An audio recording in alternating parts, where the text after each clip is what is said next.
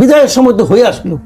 কে গণ অধিকার পরিষদের নেতা নুরুল হক নূর দাওয়াত দেওয়ার অ্যাপ্রোচ নিয়ে প্রশ্ন তুলেছেন, দৃষ্টিভঙ্গি নিয়ে প্রশ্ন তুলেছেন যে হোয়াটসঅ্যাপে দাওয়াত দেওয়া হয়েছে, খসড়া হোয়াটসঅ্যাপে পাঠানো হয়েছে, স্বল্প নোটিশ। এই বিষয়গুলো নিয়ে আপনার কাছে একটু জানতে চাই যে আসলে রাজনৈতিক দলগুলোর প্রতি এই সরকারের দৃষ্টিভঙ্গি বদলে গেছে কিনা। আমি এটা কথা বলি, জিনিসটা হচ্ছে কি, আসলে আমার কাছে মনে হয় কাজকর্মের দিক দিয়ে এই গভর্নমেন্ট একটা নন সিরিয়াস টাইপের গভর্নমেন্ট। তারা কোনো ব্যাপারেই সিরিয়াস না। একটা সামরিক দায়িত্ব পেয়েছে, আসলো যাইলো, কয়দিন থাকলো চলে গেল, এই ধরনের একটা নন সিরিয়াস টাইপের অ্যাটিটিউড আমি তাদের মধ্যে অনেক জায়গায় দেখেছি। আমি আপনাকে এক্সাম্পল দিয়ে বলি, এই ঘটনাটা নিয়েই বলি। তারা এই আলোচনাটা ঘোষণাপত্র করার প্রয়োজনীয়তাটা অনুভব করলো কেন? প্রথমত সরকার তো করছে এটা, উদ্যোগটা তো নিয়েছে সরকার। জুনায়েদ সাকিব ভাই তো উদ্যোগ নেয় নাই, সরকার উদ্যোগ নিয়েছে। উদ্যোগ নিয়ে তারা বলেছে যে আপনাদের সঙ্গে মিলেমিশে আমরা একটা জাতীয় ঐক্যের ভিত্তিতে একটা প্রোক্লেমেশন বলেন, ডিক্লারেশন বলেন, ঘোষণাপত্র বলেন, যেভাবে বলেন করব। আচ্ছা, এটা উদ্যোগটা কাদের? প্রথমত এটা দাবিটা ছিল কাদের? দুইটা সংগঠনের, সিম্পল দুইটা সংগঠনের। একটা হলো বৈষম্য বিরোধী ছাত্র আন্দোলন, এক হলো জাতীয় নাগরিক কমিটি। এরা চেয়েছিল এরকম একটা করতে হবে, এবং এটা করার কথা বলে তারা নিজেরাই এটা ঘোষণার একটা উদ্যোগ নিয়েছিল 31শে ডিসেম্বর। সেটা থামানোর জন্য এরা বললো যে না ঠিক আছে, 30 তারিখে তড়িঘড়ি, প্রথম বললো এর সঙ্গে আমরা নাই, পরে দেখলো যে এটা গন্ডগোল হতে পারে, ঠিক আছে এটা থামাই কোনোভাবে। তো থামাই বলে আমরাই দিব। আমরা কিভাবে দিব তা বলছে যে ঐক্যমতের, জাতীয় ঐক্যমতের ভিত্তিতে আমরা একটা দিব। তার মানে কি জাতীয় ঐক্যমত বলতে কি?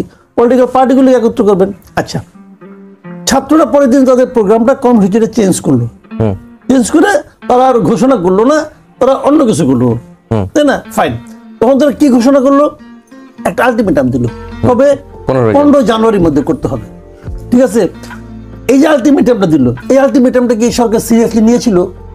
না, নেয় নাই। যে সিরিয়াসলি নিত তারা ওই দিন থেকে উদ্যোগ নিত। তারা উদ্যোগটা নিয়ে কবে? আলটিমেটামের পরের দিন। আলটিমেটাম পার করার পরের দিন সরকার বলতে চাইলো যে আমি তোমাদের কথা কোনো গুরুত্ব দেই না। এই ছাত্ররা, নাগরিক কমিটি বোঝে কিনা আমি জানি না, তারা হয়তো বোঝে, হয়তো বোঝে না, হয়তো বেশি জ্ঞানী, বলতে পারবো না। কিন্তু সরকার স্পষ্টতই বলে দিল যে আমি তোমাদেরকে কথার কোনো গুরুত্ব দেই না। তোমরা যেদিন আলটিমেটাম দিয়েছো সেই দিন পর্যন্ত এটা নিয়ে আমি চিন্তাই করিনি, সেদিন পর্যন্ত এটা নিয়ে আমি ভাবিই নাই। তার পরের দিন আমি সবাইকে ডেকেছি, এবং সবাইকে যে ডেকেছে সে ডাকাটাও ডাকার মতো ডাকা না, সেটা হলো ছেলে খেলার মতো ডাকা, মানে হোয়াটসঅ্যাপে মেসেজ দিয়ে জানানো। যেটা আমি দেখলাম, অন্তত সিপিবির পক্ষ থেকে দেখলাম, তারা তো যাই নাই, তারা তো এই কথাই বলছে, হোয়াটসঅ্যাপ মেসেজ দেওয়া, তাও এটা কোনো নাই, মানে কে মেসেজ দিয়েছে তাও তারা বুঝতে পারছে না। তার মানে কি, সবাই আসুক, সিরিয়াসলি আসুক, বসুক, একটা সমাধান করি, অথবা আচ্ছা যদি তুমি মনে করো যে এটা প্রয়োজন নাই কোনো, সেটা বলো। সেটা বলারও তারা প্রয়োজনীয়তা বোধ করতেছে না। তাদের যে ড্রাফটটা উচিত ছিল কি সরকারের, যেই দিন তারা বললো যে আমরা করবো, তাদের উচিত ছিল তাদের কাছে ড্রাফটটা চেয়ে নিয়ে ওই দিনই সবগুলি পলিটিক্যাল পার্টির কাছে পাঠিয়ে দেওয়া, যে আমরা এই ধরনের একটা ড্রাফট পেয়েছি এবং এই ড্রাফটটা যারা করেছে তারা একটা ঘোষণা দিতে চায়, তো আপনারা এই ড্রাফটটা নিয়ে চিন্তা ভাবনা করেন, করার পর আমাদেরকে জানান কি করা যায়, আসেন আমরা বসি। এটা বলা উচিত ছিল। তারা ভুলেই গেছে, করছে পোলাপন করুক, আবদার করছে করুক, ওদের তো কিছু দিয়ে থুয়ে রাখছি, ওগুলি খুশি তারা। এই যে অ্যাটিটিউডটা না, এই অ্যাটিটিউডটাকে আমি বলছি যে নন সিরিয়াস অ্যাটিটিউড। এটা অনেকের মধ্যে আছে, অনেকের স্বভাব যত এরকম থাকে, থাকুক, সমস্যা নেই, যার যার ব্যাপার। কিন্তু যখন এই ধরনের অ্যাটিটিউডের লোক রাষ্ট্র ক্ষমতায় বসে, তখন সেই রাষ্ট্রের একজন নাগরিক হিসাবে আমি কিন্তু খুব অসহায় বোধ করি। আমি মনে করি এই কাদের হাতে আমরা দায়িত্বটা দিলাম, তারা কোনো কিছু সিরিয়াসলি নেয় না। আপনি দেখবেন ডক্টর ইউনূস সাহেব একটা ইন্টারভিউ দিয়েছিলেন নুরুল কবির সাহেবকে, সেই ইন্টারভিউ দেখেন ওনার অঙ্গভঙ্গি, কথাবার্তা টোটালি একটা নন সিরিয়াস টাইপের অ্যাটিটিউড। উনি বলছেন যে হ্যাঁ আমি করতেছি, আমি কখনো এখানে ছিলাম না, আমি তো এই জগতের লোক না, আসতে চাই নাই, নিয়ে আসলো, আসলাম, দেখি কি করা যায়। ভাই দেখি কি করা যায় জন্য তো আমি আপনাকে বসাবো না এখানে, অন্য সময় বসাতে পারে। একজন নাগরিক হিসেবে আমার এতে প্রচন্ড আপত্তি। যে লোক বলে দেখি কি করা যায়, যে লোক বলে ভুল করতে করতে শিখবো, ভাই এই এক্সপেরিমেন্টের জায়গা ধরে না। এটা তো কারণ আপনার একটা ভুল পদক্ষেপের জন্য পুরো জাতি ক্ষতিগ্রস্ত হবে, পুরো জাতি এতে এর কুফল তাকে অনেকদিন ভোগ করতে হইতে পারে না। তারপরে নন সিরিয়াস টাইপের কথাবার্তা বলেন কেন ভাই? এটা তো হয় না। এই একই জিনিস আমি দেখতে পাচ্ছি ওনাদের মধ্যে, যার যেটা কাজ না সে সেটা নিয়ে আলোচনা করে, যার যেটা করার দরকার সে সেটা করে না। চলছে এগুলি চলছে, আমরা দেখতেছি তো এগুলি চলছে। তো এটা ভেরি আনফর্চুনেট। কি বললো আজকে দেখেন, আজকে বিএনপির বক্তব্যটা কি? বিএনপি অনেক কিছু বলছে, আমি দুইটা বক্তব্য বলি। প্রথম বক্তব্য হলো 5 মাস পরে ঘোষণাপত্র কেন? এটা বেসিক পয়েন্ট। 5 মাস পরে ঘোষণাপত্র কি কারণে? এই প্রশ্নে কেউ কোনো জবাব দিছে? জবাব দেয় না।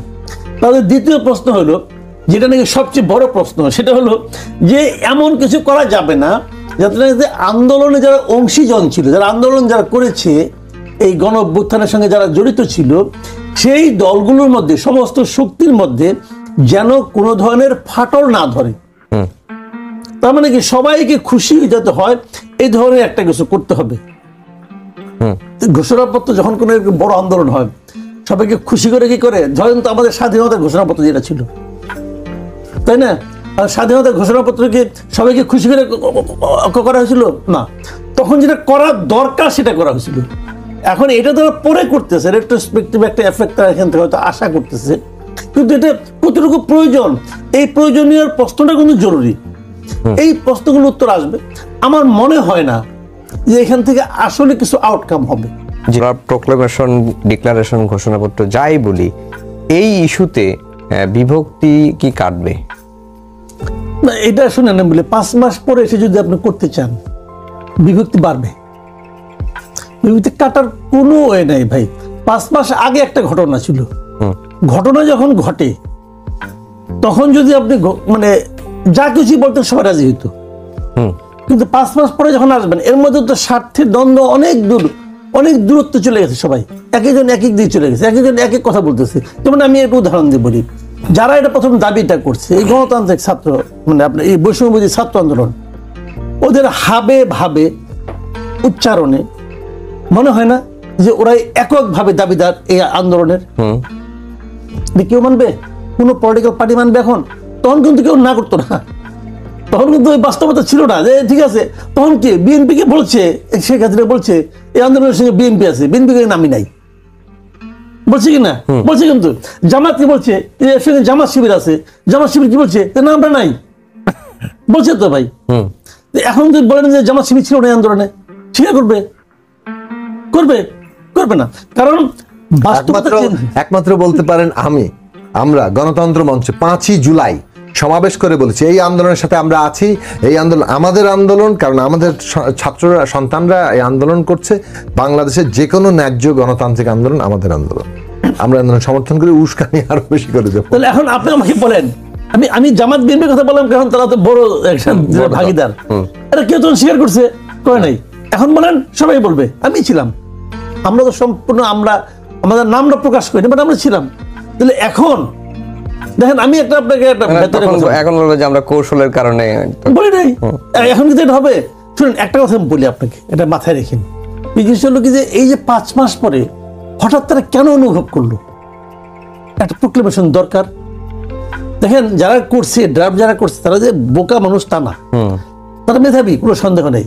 আমি ড্রাফটে যতটুকু দেখেছি, তাদের মাথায় কিন্তু একটা চিন্তা আছে কেন তারা চাচ্ছে। কারণটা আমি বলি, এটা পেছনে যে তাদের কারণটা, সেটা হলো গিয়ে দেখেন, এক সময় কিন্তু এই অবস্থা থাকবে না দেশের।